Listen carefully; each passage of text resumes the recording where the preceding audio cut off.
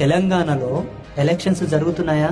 జరుగుతున్నాయి. ఇంటి ముందరకు వచ్చి ఎవరైనా ఓటేయాలని అడిగితే అది వార్డు మెంబర్ నుంచి మొదలుకొని ఎంపీటీసీ, జెడ్పీటీసీ అన్ని పదవులలో అందరూ ఓట్లు వచ్చి అడుగుతారు మనం. అవును కదా?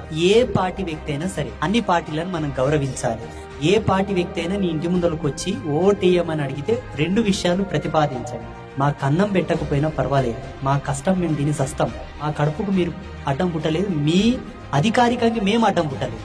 రాజ్యాంగం ప్రకారంగా అధికార ప్రతినిధి ఎన్నుకోవడం మా ధర్మం కాబట్టి ఎన్నుకుంటాం. కానీ తల్లిలాంటి నా ధర్మానికి ఏమైనా విఘాతం కలిగితే మాట్లాడడానికి వస్తావా, ప్రశ్నిస్తావా, నిలబడతావా అని అడగాలి. మాట్లాడాలి. ప్రశ్నించే తత్వం మనలో ఉండాలి. ఓటు బానిసత్వం కాదు. నా ధర్మంని కాపాడడానికి ఉంటే నా పాల్యోలు, నా దాయాదులు, నా అన్నదమ్ములు, నా అక్క చెల్లెళ్ళు, నా బంధుమిత్రులు ఎక్కడ వరకు ఉంటే అక్కడ వరకు వాళ్ళకు ఫోన్లు చేసి కాళ్ళు మొక్కి మరీ ఓటేపిస్తా అని చెప్పాలి. ఈ రెండిటికి నిలబడతా అంటే ఓటేస్తా.